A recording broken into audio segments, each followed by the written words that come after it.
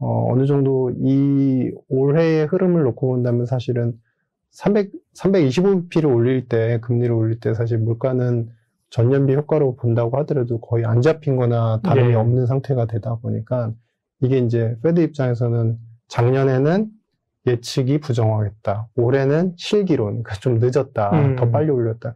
그런 비난을 이제 공고히 받을 수밖에 없기 때문에 내년도 가서 아마도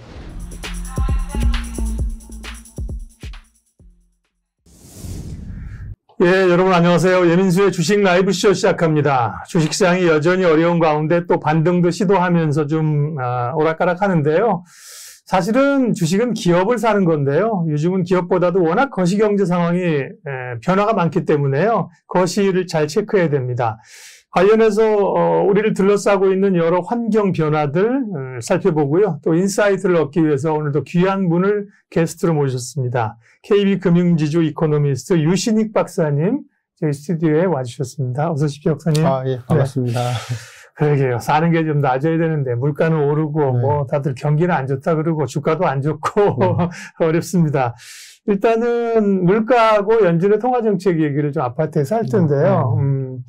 물가가 너무 높으니까 연준 위원들이 뭐 이렇게 연준 위원들이 입을 쫙 맞춘 듯이 그렇죠. 한 목소리를 내는 경우도 굉장히 특이한 경우인데 그 강력한 통화정책 긴축 정책을 쓰는데도 물가는 또 잘 안 잡히는 것 같아요. 왜 그럴까요? 예.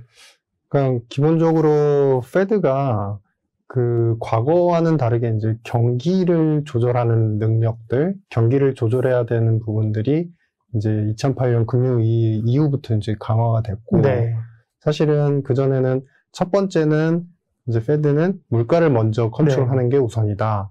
그리고 미세적으로 경기와 관련해서 조절을 좀 할 수 있다 정도였었는데, 사실은 미국의 경제 성장이나 어떤 패러다임 자체가 그 자국의 순환적인 경제, 즉 자국에서 생산하고 소비하고 자체적으로 그 어떤 GDP를 늘리는 그런 전체적인 프레임이 한계에 도달하다 보니까 사실은 예산에, 그러니까 국가의 재정에 더 의존할 수밖에 없고 나라의 살림살이 돈들을 갖다가 많이 쓰려면 결국에는 국채를 발행해야 됩니다. 근데 국채를 발행하는 데 있어서 그 전에, 그러니까 우리가 이제 2000년 초반 같은 경우는 중국이 채권을 좀 많이 사줬었는데 중국하고 사이가 안 좋아지다 보니까 이 채권을 발행할 때 사줄 수 있는 주체가 사라지고 그러다 보니 채권을 이제 사주는 주체가 결국에는 페드가 되는, 연준이 되는 그런 꼴이 됐는데 그러면서 사실 코로나를 겪으면서 그런 현상들은 더 강화가 됐죠. 그러다 보니까 이제 잔존해 있는 돈들 그리고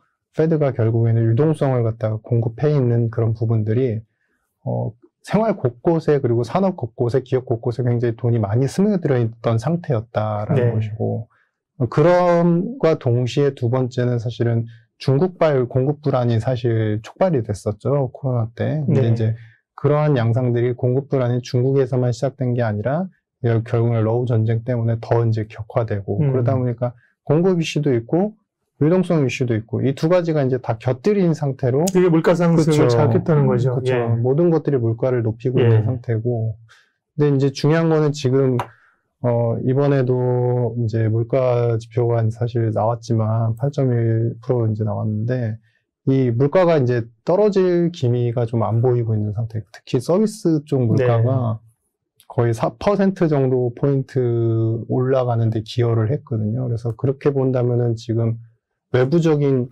공급 불안 요인도 있지만 뭐 단순히 원자재 문제만은 아니다. 내부에서의 서비스 물가 쪽도 상당히 공고하다. 그래서 이러한 양상들은 사실 우리가 페드가 돈을 풀었던 시간도 오래됐던 만큼 그리고 공급 불안 이슈가 쉽게 해소되지 힘든 만큼 사실은 물가의 어떤 상승 기조는 좀 더 이어갈 가능성이 크다. 뭐 이렇게 보여집니다.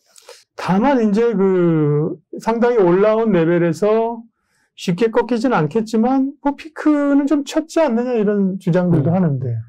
그러니까 사실 이제 약간 트랩에 갇혀 있는 것들이 몇 가지가 있습니다. 그러니까 예를 들자면 이제 사실 미국 정부에서도 행정부에서도 그리고 바이든 대통령도 일단은 기본적으로 원자재 중에서 원유 가격을 낮추기 위해서 되게 노력을 그렇죠. 했는데 네.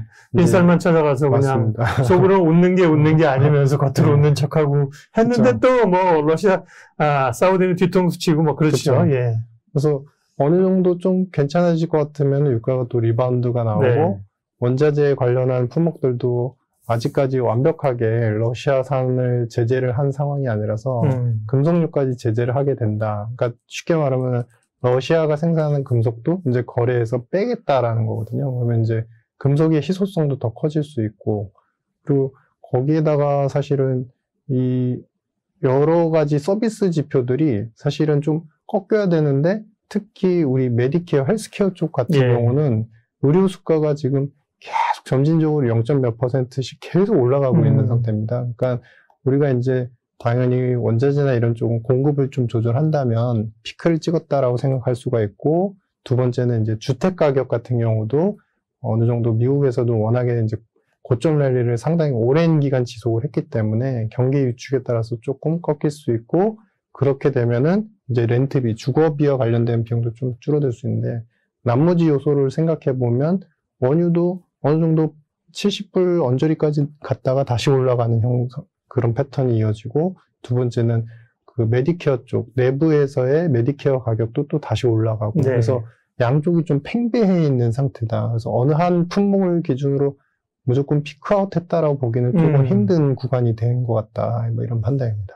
일단 당면한 거는 러우 전쟁 때문에 사실은 유가나 원자재 가격이었는데요. 네. 원자재 뭐 곡물 가격은 이미 좀 사실은 전체적으로는 좀 떨어졌고, 네.